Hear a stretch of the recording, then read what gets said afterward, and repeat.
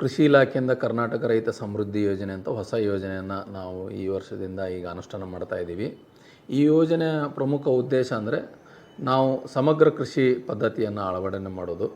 ಈಗ ನಾವು ನೋಡ್ತೀವಿ, ಒಂದೇ ಸಿಂಗಲ್ ಬೆಳೆ ಇದ್ದಾಗ ಏನಾಗ್ಬಿಡ್ತದೆ, ಯಾವುದೋ ಒಂದು ಸನ್ನಿವೇಶದಲ್ಲಿ ನೆರೆ ಬರ್ಬೋದು, ಬರ ಬರ್ಬೋದು, ಆವಾಗ ಬೆಳೆ ಹಾನಿ ಆದಾಗ ರೈತರಿಗೆ ಬೇರೆ ಆದಾಯ ಕಾಣೋದಿಲ್ಲ. ಅದಕ್ಕಾಗಿ ಅದರ ಜೊತೆಗೆ ನಮ್ಮ ಕೃಷಿಯ ಜೊತೆಗೆ ರೈತರು ತೋಟಗಾರಿಕೆ, ಪಶುಸಂಗೋಪನೆ, ಹೈನುಗಾರಿಕೆ ಈ ರೀತಿಯಾಗಿ ಮಾಡಿ ತಮ್ಮ ಆದಾಯವನ್ನು ಪಡಿಬೋದಾಗಿದೆ. ಅದಕ್ಕಾಗಿ ನಮ್ಮ ಕೃಷಿ ಭಾಗ್ಯ ಯೋಜನೆಯಲ್ಲಿ ಈಗಾಗಲೇ ಕೃಷಿ ಹೊಂಡ ನಿರ್ಮಿಸಿಕೊಂಡಿರುವ ಫಲಾನುಭವಿಗಳು ತಕ್ಷಣ ತಾವೇನದಲ್ಲ ನಮ್ಮ ರೈತ ಸಂಪರ್ಕ ಕೇಂದ್ರಕ್ಕೆ ಭೇಟಿ ನೀಡದಲ್ಲಿ ಸಾಮಾನ್ಯ ವರ್ಗದ ರೈತರಿಗೆ 50% ಸಹಾಯಧನದಲ್ಲಿ, ಪಶುಸಂಗೋಪನಾ ಘಟಕದಲ್ಲಿ ತಾವೇನಾರು ಹೈನುಗಾರಿಕೆ ಮಾಡೋಂಗಿತ್ತಂದರೆ ನಾವು HF ಅಂದರೆ ನಾವು HF ಆಕಳು ಕೊಡ್ತೀವಿ 50% ಸಹಾಯಧನದಲ್ಲಿ, ಅಥವಾ ಮುರ್ರಾ ಎಮ್ಮೆ ಕೊಡ್ತೀವಿ. SCP TSP ರೈತ ಬಾಂಧವರಿಗೆ 90% ಸಹಾಯಧನ ಇದೆ.